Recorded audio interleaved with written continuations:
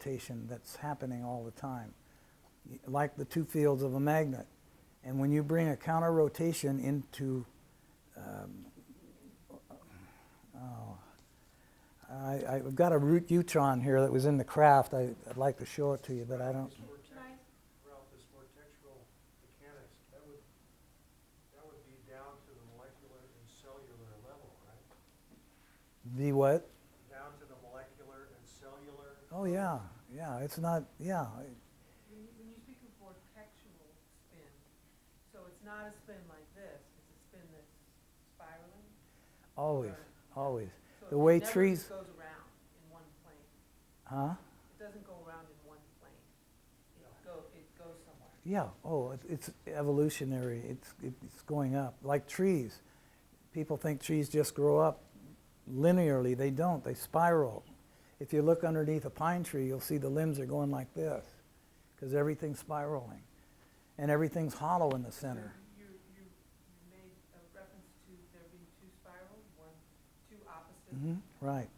And when they come together, you've reached the resonant frequency of where you want to be, wherever that happens to be.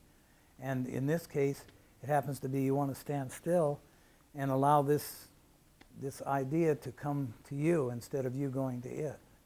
And then it happens. I don't know a better way right now to explain it. Can you go a little more into detail about these spiraling vortexes and how you do that, how you stand still? Do you align asymmetrically with one or the other of these spirals, or what do you do? Well, I think a good example of that is this bowl right here. Right now, it's vibrating at certain frequencies, and it's held together in a conception of a bowl, this Tibetan bowl. And so, right now, it's suspended in one linear dimension. We call it a bowl. But when you use your realize, as she was trying to explain, you realize there's more to it than that. This bowl is designed in such a way that it will resonate and broadcast frequencies out from it that's changing the environment around it. This particular bowl or all bowls? This particular bowl. And what's happening is there's many vortices, many vortexes that are spinning all the time. And they're everywhere. They're within us. They're within everything. And when you synergize with this bowl, the way a bowl player does with a stick or what it's called, when you do that, you're changing the frequencies, you're changing the harmonics, and it's becoming something else. Right before your very eyes, you're changing a bowl into a machine that is vibrating different frequencies that's affecting all of us right now, whether we realize it or not. And realization is what I'm here trying to talk about. When you raise your consciousness high enough to see what you're looking at. And getting back to doubts, we got to the point where we needed a manufacturer. We took prototypes. We spent the last of our money building these little prototypes and flying them around or scooting them around Apple Valley. And we decided to call up General Motors and ask for them to send a rep out to talk to us about possibly manufacturing these craft. Well, the rep came out. We met in Riverside, California. We had our engineers and our physicists with us, and they had theirs. And we put a 6-inch model on the representative's desk that was levitating. It was just a freestanding. They checked us for wires. They thought we were magicians and we're using some kind of electronics to operate this thing. But it stood there, and they examined it with all their equipment, all their Their end analysis was it was operating, but it can't. It can't because it's not obeying the laws of physics as known to them. It can't operate. So there must be a trick here somewhere. So there's an example of seeing something that's working. The laws of quantum physics? What? Does it obey the laws of quantum physics? You might say that. Yeah. It's not Newtonian physics? Or Oh yeah. Well, Newtonian physics now is kind of getting antiquated with the advent of quantum and beyond. Now there's so what physics didn't it obey the laws according to general laws? well, they were in Newton's laws, and so the second law of thermodynamics, et cetera, et cetera. So if you have a 6-inch standing model that is demonstratable, is Huh? that something that we...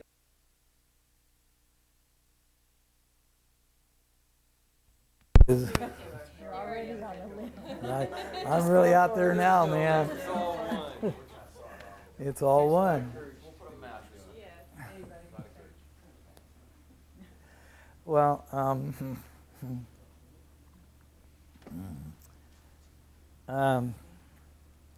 for it. well, let's see.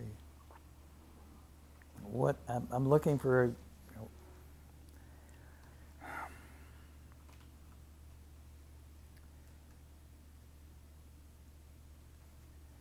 It's the difference between knowing and believing in something. In the third dimension, as I'll relate to this system we live in, we have a belief system. Either you believe something or you disbelieve it. Either there's a left or a right, or an up or a down. There's duality. We're living in a system of duality. And that's an illusion, because there's only one system, and that's the system of knowing. If somebody comes along and convinces you and gets you to believe in something, there's another guy that can come in and cause you to disbelieve it. So you can continually go around in circles, believing and disbelieving, in a world of confusion, in a world of duality. But when you know something, no one can take that away from you. You know when you have to go to the bathroom. You know when you're sleepy. You know when you're hungry. And those are natural laws. And when we know what we're doing, no one can take that away from us. And that comes from inside. And somebody can tell me all day long I don't have to go to the bathroom until I do all over the place, and then convince them that I did. That I'm sorry, but it's just natural laws of things. So there's, when you guess at something, you're seeking to understand it. But you don't have to guess at anything. If you want to know something, you have to synergize with that object that you're trying to learn about. Like talking to a tree, I better not go into that one, but like getting to know somebody, that you really want to know this person really, really well. Well, if you don't spend the time in trying to probe deeper into subject matter that is probing into areas that you want to learn about, you're never going to get to know this person. You will get a superficial understanding, and you'll think that you'll know the person, and you'll say, oh, I know him, he'll be here 4 o'clock, he'll be here right on the dot, until he doesn't show up. And then you'll suddenly realize, well, I thought he was punctual. And you find out that what you thought of this person is not what he really is. None of us are 100% anything, unless we want to be. Yeah. From my Buddhist studies, they spend a lot of time describing exactly what you're describing, but using the term it exists as mere names. As what? Mere name. We put a label on it, and Yeah. we think we know it, as opposed to actually experiencing it. Yeah, there is no good or bad. It's what we perceive as good or bad. That's all it is. Punctual, And non-punctual. it just is an object. A person, a thing, is just is. There's no good or bad. There's no right or wrong. It's, in essence, everything is all truth. If you want to make up your mind and accept everything as beautiful or truthful, then all you'll ever see is truth and beauty wherever you go.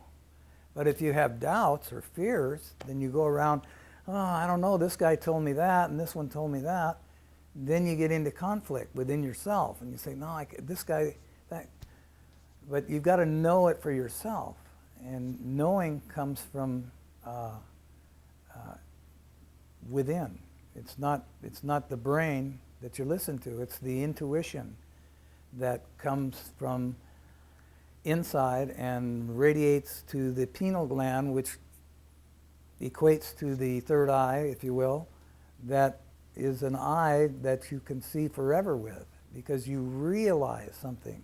When you realize something, instead of seeing just an object, you can see through the object what the object is composed of, how long it's been in existence, and how to change, morph that object into something else. And this is a realization that comes in nanoseconds. You just see it and you know it. And it's in your mind. Your brain cancels it. Nah, that's a bunch of bull. Your brain won't accept it. But your mind will accept it because it's true. Because there's nothing but truth. It's just the way we distort it in our minds or the way we perceive it to be. So, I don't know how I got into that one. Where do I go now? Knowing versus Knowing versus beliefs. And that brings up a question for me, which actually relates back to going through the wall. Well, okay. Okay. In this reality, we're educated, we're conditioned to, I'll believe it when I see it. That's, our science is based on that. And, I know my efforts is trying to find a way to bridge that way of knowing things with what you're talking about, which is I'll know it when I believe it. So it's the other way around. Mm-hmm. It's kind of the reverse. So are you saying that you go through the wall, you know it, you were able to do it when you know it to be true?